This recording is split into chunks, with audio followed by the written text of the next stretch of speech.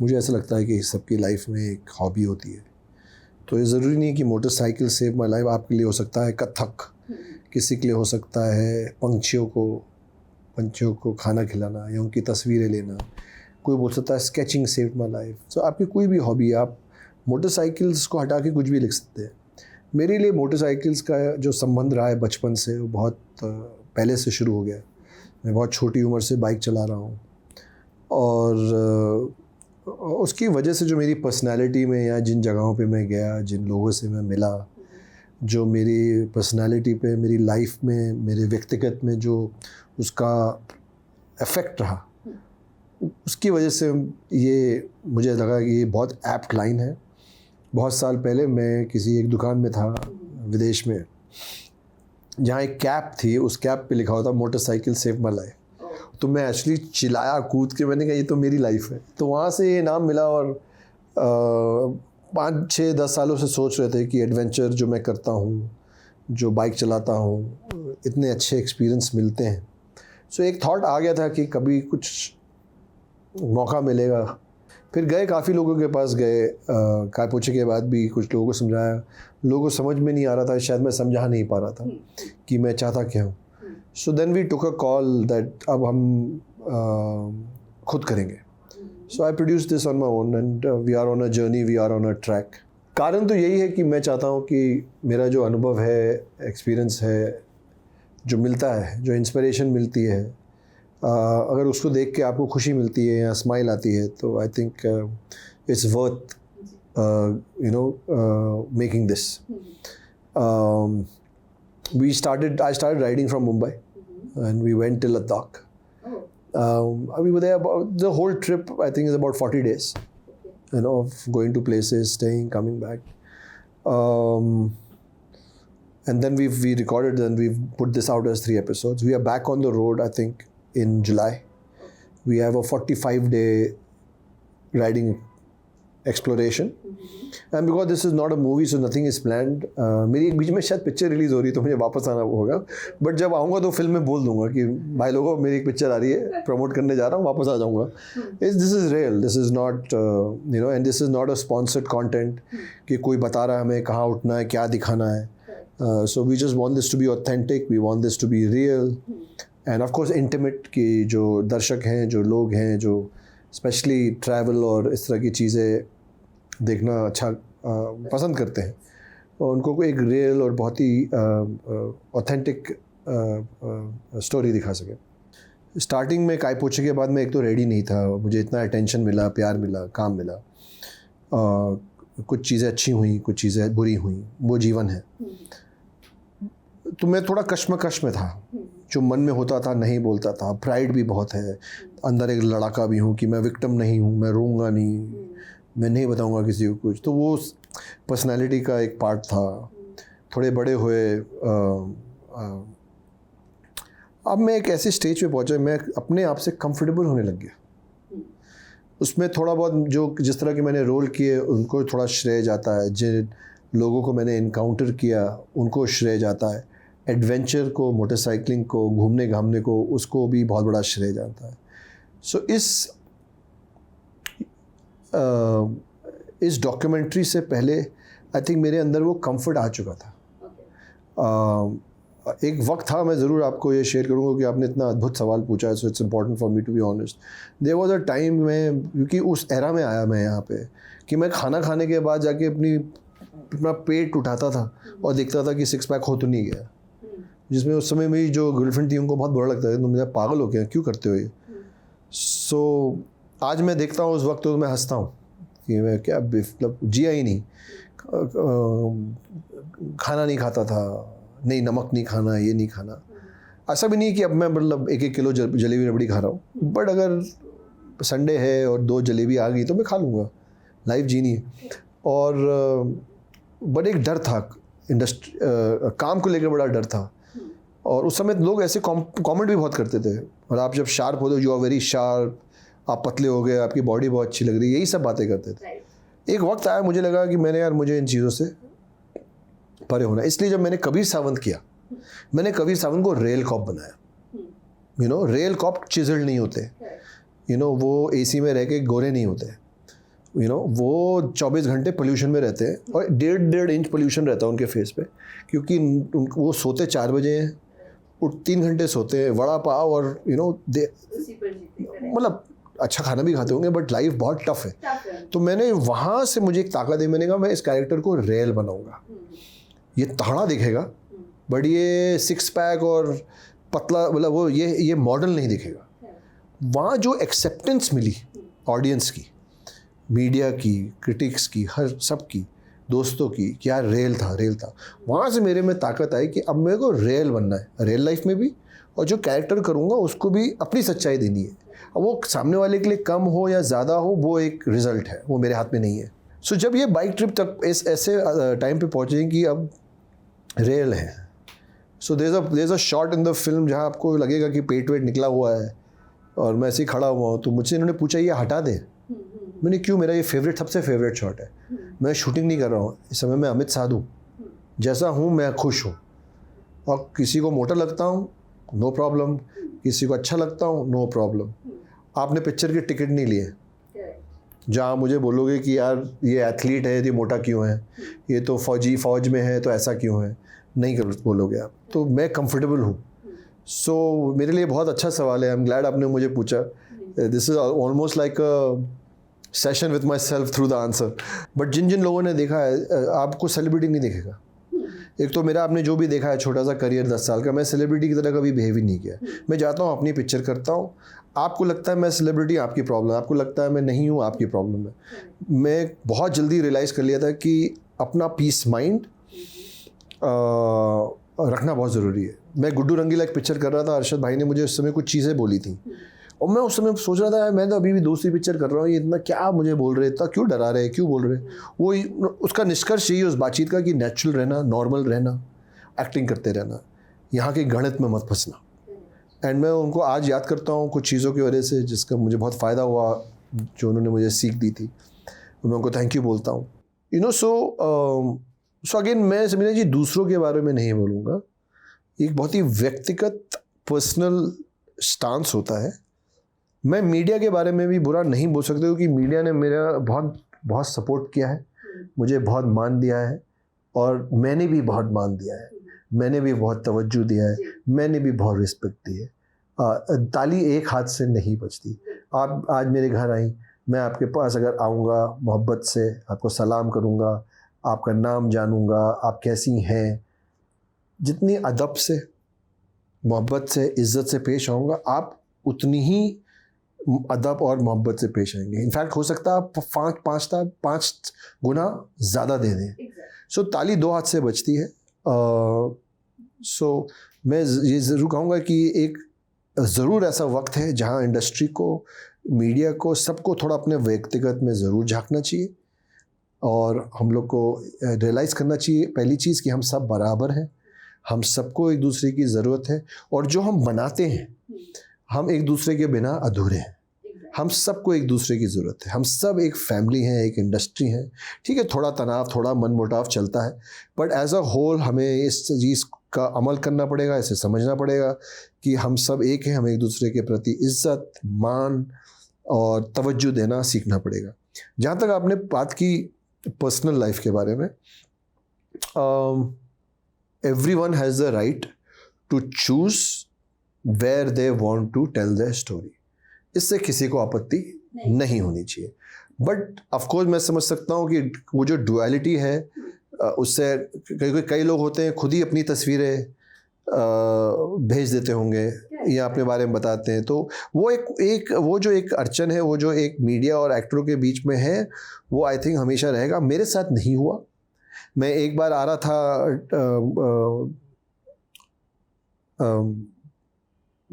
इधर बाहर से, एंड वहाँ काफ़ी पैप्स वाले जो बच्चे हैं अपने, वो वहाँ पे थे, और वो किसी और के लिए आए होंगे, क्योंकि मेरी मूवमेंट तो किसी को नहीं पता चलती। सो एंड मुझे लगता है किसी को रुचि भी नहीं है ये जानने के लिए कि मैं जिम कब जा रहा हूँ, और लोग कह रहे हैं यार पिक्चर बना दो, देख लेंगे, सो वहाँ उन बच्चों ने मेरे साथ एक लेडी थी जो नहीं चाहती थी और नहीं चाहते थे कि कि मेरी पर्सनल लाइफ बाहर जाए. सो ये बच्चा है, क्योंकि मैंने हमेशा इनका मान रखा है, कभी कोई तकलीफ़ हो जाए, इन लोग के पास नंबर है कि तकलीफ़ होगा मैं पहले आ जाऊँगा हेल्प करने. पर मैंने उनको ऐसे ही बोला, मैंने कहा भाई मेरी दोस्त नहीं है, ये नहीं चाहती, हम नहीं चाहते कि इस वक्त ये बात बाहर आए, तो आप देख लीजिए. किसी ने नहीं छापा, एडिटर तक के नहीं पहुंची वो फोटो. वो 8-9 लड़कों ने डिसाइड किया नहीं यार अमित भाई हमारी बहुत इज्जत करते हैं, बाकी सड़क में मिल जाओ, कहीं खड़े हो जाओ, ले लो फोटो, नो प्रॉब्लम. तो I just feel how you handle, you can't use and throw. अब ये लड़का है, इसको ये इतना काम कर रहा है, तो मैं 4 दिन इसका तो इस्तेमाल कर रहा हूँ. अभी आप आ गए, आपका इस्तेमाल कर लिया, अब जरूरत नहीं है तो एकदम दुत्कार दिया. वो यूज एंड थ्रो वाला सिस्टम नहीं होना चाहिए. एंड मुझे लगता है कि थोड़ी अगेन वही आ गया सद्भावना, थोड़ी इज्जत आ जाएगी तो दोनों पार्टीज जो है, थोड़ा इंसान को गुस्सा तब होता है जब उसको फील होता है कि यार सामने वाला फरेब कर रहा है, हमारी इज्जत नहीं कर रहा, हमारा मजाक उड़ा रहा है, हमें इस्तेमाल कर रहा है. तो कोई भी इंसान है उसके अंदर गुस्सा आएगा, वो जायज़ है. So it's a thin line. I feel जैसे मैंने कहा कि थोड़ा सॉलिडारिटी, थोड़ा यूनिफाइड होंगे तो ये सॉल्व किया जा सकता है. अब होता है, वो डिपेंड करता है. मैंने केतन भगत के साथ वो किया था पॉडकास्ट. अब मेरा उनके साथ एक ताल्लुक़ है, मेरी पहली पिक्चर जिस किताब पे आधारित थी उन्होंने लिखी है, वो मैंने अपने लाइफ के बारे में बहुत चीज़ें शेयर की. वो शेयर करने से एक वक्त था, एक माहौल था. गलत बताया स्मृति जी क्या होता है, कभी कभी मुझे लगता है कि मीडिया को भी सवाल जो है कभी कभी, अब क्या आप एक पिक्चर प्रमोट कर रहे हैं और फिर वो एकदम बोल देंगे फला फला, आप जब 20 साल के थे आपने सुसाइड की थी क्या? अब इसका कोई तुक ही नहीं है. सो मीडिया को भी अपने आप में झांकना पड़ेगा कि भाई क्या एटमॉस्फेयर है, क्या मूड है. इस सवाल को, ये जो हम इस सवाल पूछ रहे हैं इस इंसान से, वो भी लालच है ना यार, चलो ये जवाब भी मिल जाए. तो वो समझ, जिस दिन सही समझ सही नियत से आएंगे, सवाल पूछेंगे, जवाब मिलेंगे. प्रॉब्लम कहाँ होती है, जहाँ भेड़ खा जाते हैं सब, कि सब कहीं ना कहीं अपनी ईमानदारी खो देते हैं. तुम एक्टर हो चाहे मीडिया हो. अब जैसे आज ये चल रहा है इंटरव्यू, और आप इस इंटरव्यू में एकदम से आज हम इस बारे में मिलने बैठे, थोड़ा लाइफ, थोड़ा मोटरसाइकिलिंग, एडवेंचर स्पोर्ट, बहुत पॉजिटिव बात है. अब इस समय अगर आपने मेरी कोई बात सुनी हो, अब आप बोल दोगे, तो आई जस्ट फील, मुझे ऐसा लगता है कि वो एक गलत जोन में चले जाएगा. व्यक्तिगत रूप में I like my life being private. मुझे इस बात का भी अब एहसास है कि मेरे पास एक अद्भुत कहानी है जिससे लोग इंस्पायर हो सकते हैं. बट वो कहानी अगेन मैं एक विक्टिम या किसी की सिंपैथी के लिए नहीं बताऊंगा, और जिस तरीके से बताऊंगा आपको समझ में आ जाएगा कि यार ये बहुत ग्रेसफुली बताई है इसने, और उसके लिए भी पूरा जीवन है. आज ही सब कुछ बता नहीं देना है, क्योंकि मेरा पहला काम जो है वो ये नहीं है कि मैं आपको अपने बारे में बताऊं, या मैं कितना सक्षम हूँ, या कितना अच्छा हो गया हूँ, या मैंने क्या परिस्थितियाँ देखी. क्योंकि रियल लाइफ में हर इंसान स्ट्रगल कर रहा है. जब आप लोगों से मिलें, जब मोटरसाइकिलिंग में ना, सबसे बड़ा तो लेसन यही मिलता है, ठंडे हो जाते हो. आपको लगता है यार मुझसे बहुत खतरनाक कहानी तो इसकी है यार, ये मुझसे बड़ा हीरो है, रियल लाइफ हीरो है. सो आप ठंडे हो जाते हो. आई जस्ट फील उसको लेवरेज नहीं करना है, क्योंकि आपकी जो कहानी है वो कुदरत ने आपको दी है, एंड ज़रूर उसके बारे में उसको शेयर करना चाहिए. बट वो शेयर अच्छे मीनिंग के लिए होना चाहिए. अपना फ़ायदा ढूंढना या सिंपैथी गेन करना, ये सब मुझ में नहीं है, मुझसे नहीं हो पाएगा. जहाँ कंफर्टेबल होगा, जब कंफर्टेबल होगा, मन में आएगा कि अपनी ये बात बतानी है, बता देंगे. जांगसार वैली जब कर रहे थे, ऑफकोर्स स्पीति सबको पता है कि बहुत अद्भुत है, किन्नौर वैली बहुत. जांगसार बहुत टफ था, नेटवर्क नहीं था 1-2 दिन, और काफ़ी ऑफ रोडिंग थी. So I was also getting tested as a rider. And Vijay sir हैं जिन्होंने रेड्डी हिमालय शुरू की थी, 10 साल खुद जीते थे, वो भी इस राइड में साथ में थे. तो I think one of the high point was riding with him. मेरा दोस्त है शारिक, जिसका मैंने बहुत एडवेंचर किया है, वो इसको शूट कर रहा था. सो आई जस्ट फील बहुत इंटीमेट, एक कोजी इंटीमेट ट्रिप थी. और बट ये राइडिंग के कुछ दिन थे जहाँ राइडिंग टफ थी. उन दिनों एक अलग मज़ा आया. सो मुझे नहीं लगता कि मेरे मैसेज की ज़रूरत है. इंडिया के राइडर्स बहुत इवॉल्व्ड हैं, बहुत अच्छी राइडिंग कर रहे हैं, एंड सबको रूल्स मालूम है. अब मैं तो अब नहीं बताऊंगा कि यहाँ पे अब जाएंगे तो रेड लाइट आएगी रुक जाएगा. पूरे हिंदुस्तान को मालूम है कि रेड लाइट आएगी रुक जाइएगा. पहाड़ों का बस कुछ ये पॉइंट्स हैं जो एक्लेमेटाइजेशन, उसकी वजह से कभी कभी सड़कों पे पाला होता है, कभी फ्रॉस्ट होता है, कभी ब्लैक आइज होती है, कभी कुछ होता है। वो ऑफ कोर्स यू नो आप कुछ ऑब्स्टिकल कोर्सेज करते हैं, सीखते हैं। एंड आई फील राइडिंग का एक डिसिप्लिन है, even when you are riding with a group and when you are riding alone, there are some rules which everybody again knows. Main चीज़ है डिसिप्लिन। आई थिंक थोड़ा discipline wild riding, excitement को control रखना, क्योंकि जब आप ऐसी अद्भुत जगहों पे जाते हैं और एक्चुअली जितने हाइट पे जाते हैं एयर भी थिन हो रहा है, तो ऑक्सीजन भी हो रहा है, so it also starts playing with your mind. So regular rest लेना, लोगों से मिलना, बातें करना, यू नो। सो मैसेज तो मेरे पास, मैं एक मैसेज तो राइडिंग का नहीं है, ऑलवेज से पीपल की open your heart, you know, अपने दिल और आत्मा को खोल दो, बाकी सब सरल हो जाएगा। डिसिप्लिन आई थिंक एक बहुत ज़रूरी चीज़ है, एंड एक्साइटमेंट को I think while you on the bike, excitement को, बढ़िया मैसेज मेरे लिए भी है, क्योंकि बाइक पे आते ही एक्साइटमेंट आ जाती है।